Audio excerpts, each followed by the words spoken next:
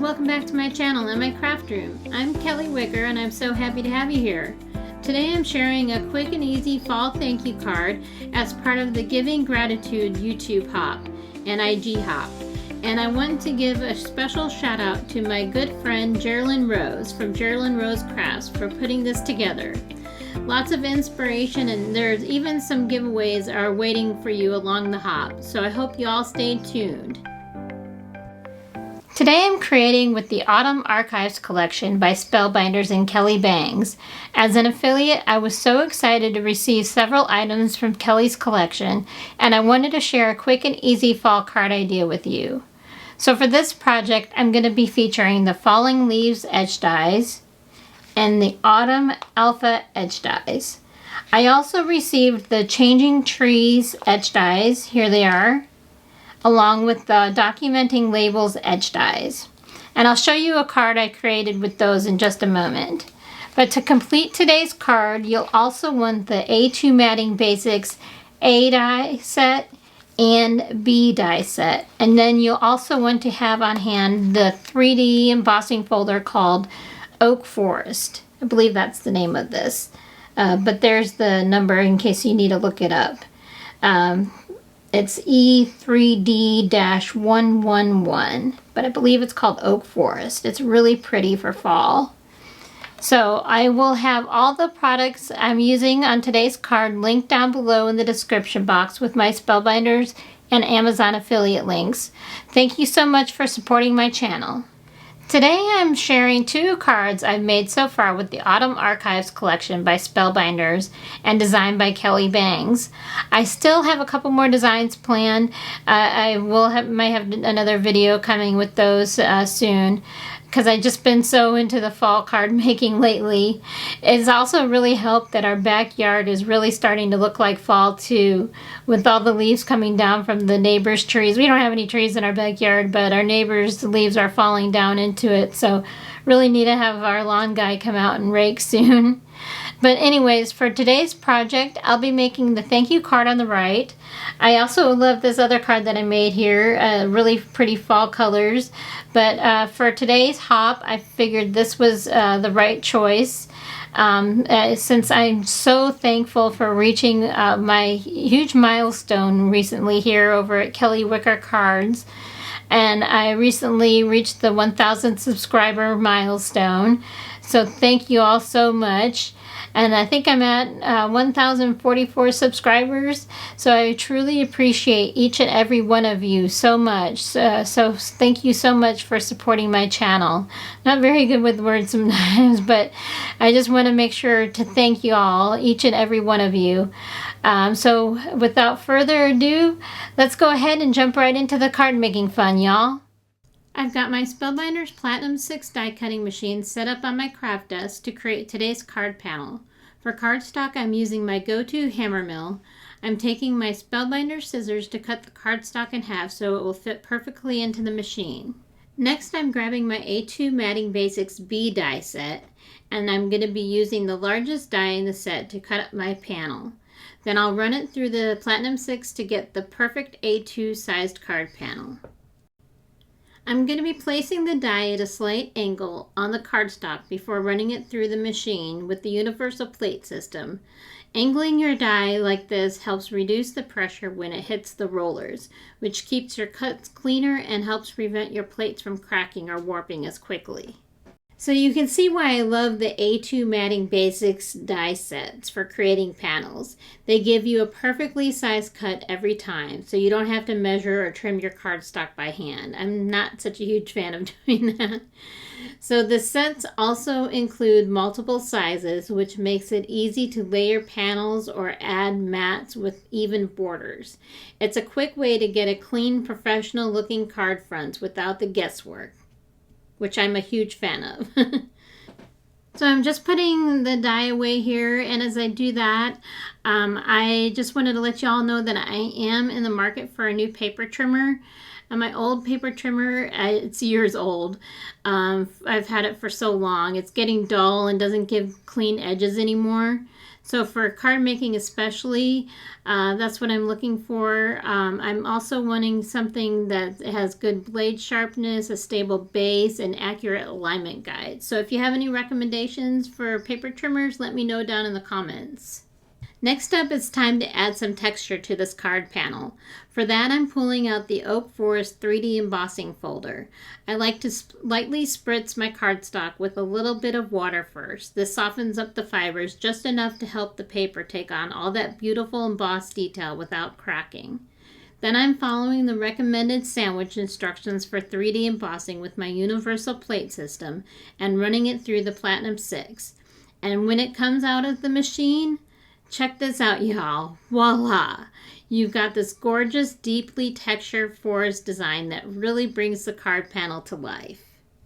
I almost forgot I wanted to add a matte layer behind my embossed panel, so I'm taking care of that now. For this layer, I'm using the truffle cardstock from Spellbinders Color Wheel Cardstock Collection. It's a nice deep brown that really makes the embossed panel pop. In fact, all the color cardstock I'm using today is from Spellbinders, which makes it super easy to mix and match coordinating shades. This time I'm reaching for the A2 Matting Basics A die set and using the largest die in the set to cut out my matte layer. Pairing the A and B sets like this gives you just the right border around your panels, so everything lines up perfectly without needing to measure. Okay, y'all, so I recently picked up Solar Spray in Golden Hour, and honestly, I just wanted an excuse to use it, so I thought this was the perfect chance. Anyways, I've got my Tim Holtz splat box out here ready to keep the mess contained. I don't know about y'all, but a box is necessary for this because I even with the box, I still get splatter everywhere. It's on my monitors, it's on my machines. Sometimes I get it on the paper that's sitting to the side. I mean, it's crazy. But anyways, I love the splatter and I love the sprays. So I'm giving the panel a few light spritzes here. To add even more shine, I'm bringing in some Sparkle Shimmer Spritz because it's just fun and it catches the light beautifully. Together they create the rich shimmery look that feels perfect for fall. And check that out. Isn't it pretty? I think the camera's picking it up. Okay, y'all, it's time for a little more die cutting, and this time I'm bringing out my Anna Griffin Empress Mini die cutting machine. I love this little machine. You all know I talk about it a lot on my channel here. I really love using this machine. The magnetic mat makes it easy to arrange multiple dies at once without them shifting around. That's exactly what I'm doing here, cutting all the leaves in one pass, and I have the acorn toppers and a couple of the acorns on there as well. So running that through in one pass to save time and to keep everything lined up nicely. For the leaves, I picked out a variety of fall color cardstock, and once again, it's all from Spellbinders, so the colors coordinate beautifully with the rest of the card. Okay, I'm just finishing up by running through the acorns and the letters from the Autumn Alpha etch dies. I also cut out little pieces for the leaves, the stems, or veins, or whatever you like to call them. Now that all the die cutting's finished, it's time to have some fun putting everything together. Okay, y'all, so next up I'm piecing together the leaves and the acorns here. I'm using Barely Art glue in my fine line bottles from Spellbinders. That is my go-to liquid glue. For the leaves, I'm adding the little stems or veins, and it really gives them a more complete natural look. I love how the different fall colors of cardstock start to come alive here once those details are added. For the acorns, I'm attaching the tops to the bases, and the contrast between the two colors makes them look so realistic. I believe that other brown that I'm using there is actually called acorn, so how cool is that? So once everything is assembled, all these pieces will be ready to arrange on the card front. I'm out on my Spellbinders tape runner here, but I have more on order. That is my go-to tape runner. So for now, I'm using my other go-to tape runner, which is the Gina K Dot Runner. I'm adding adhesive to the back of the panel and carefully lining it up with the matte layer. A little tip here, if you start by lining up one corner and then slowly press down across the panel, it keeps things straight and without shifting. Once that's ready, I'm dry fitting all the die cut pieces, laying them out on the card panel to test the placement. You can see my process here and how I'm thinking through the design, moving a leaf here, shifting an acorn there, until everything feels just right. I love playing with all these warm fall colors because they remind me of the season outside right now, with leaves just starting to come down and air finally cooling off. I live in Texas, so I'm ready for the cool weather. And while I'm working, I can't help but think about how my husband and I have a big transatlantic cruise coming up soon. We will be heading to Lisbon and the Canary Islands, new places for us. And I'm really looking forward to that fall getaway. It feels like the perfect season to travel, crisp, colorful at home, and then sunny and refreshing once we're on the cruise. It's nice to carry that cozy autumn feeling into a project like this while daydreaming about the trip ahead. Okay, so y'all, next I'm gluing the leaves and acorns down with my Barely Art liquid glue. I love how this card is coming together. It really has that cozy fall feel. I love this collection from Kelly Bangs. It's a great one to have for your fall collection. And while I'm working, I just want to say how truly grateful I am for all of my subscribers. Hitting that 1,000 milestone means so much to me, and I couldn't have done it without you. So if you enjoy my videos, please remember to give them a thumbs up and drop a comment below. It really helps with the YouTube algorithm and lets me know you're enjoying the content. Y'all, I'm really nervous about the next step. After I get the leaves and acorns glued down, it's time to line up the letters, and that can be a little intimidating. I've been wanting to try a press and seal for this step, so I've been playing around with my craft room, and so I thought this would be the perfect project to test it out. So let's see how it goes. I've got my press and seal out here with the tacky side facing up, and I'm placing all of the letters onto it in the order I want them to appear on the card. I hope I'm explaining this all correctly. The nice thing about this method is that the tacky surface holds the letters in place so they don't shift around while you're lining them up. Once everything is arranged, I can pick up the whole word as one piece, add adhesive to the backs of the letters, and then press them down onto the card front all at once. It makes spacing and alignment so much easier compared to gluing each letter individually. So let's see how this works, y'all. Okay, sorry my head is getting in the way there. So it's not the best. You can see a couple of letters are a little wonky, but that's okay. Remember, this is handmade after all, and I think it still looks pretty good. Remember, we're not going for perfect here. We're going for creative and personal. So it's okay if the letters are a little wonky. All right, so I'm about finished with today's card project, and I've got out my little boop dish here.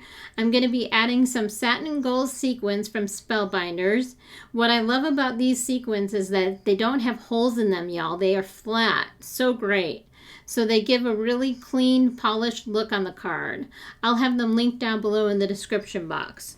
Okay, just finishing things up here, and while I do that, I wanted to give a big shout out to my friend Geraldine Rose from Geraldine Rose Crafts for organizing this wonderful hop. Make sure to follow her on YouTube. She makes great cards. She does a lot of mixed media type cards, really fun to watch. And a huge thank you to all of you for joining us in the Giving Gratitude YouTube Hop. Goals are such an important part of moving forward in life, and it really does take a community to help us reach our personal objectives.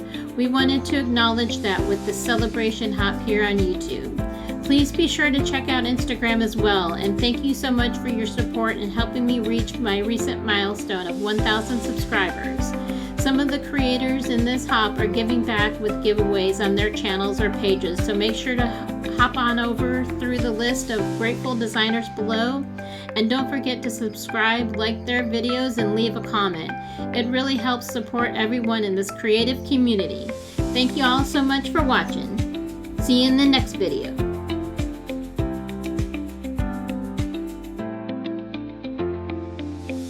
Ciao for now.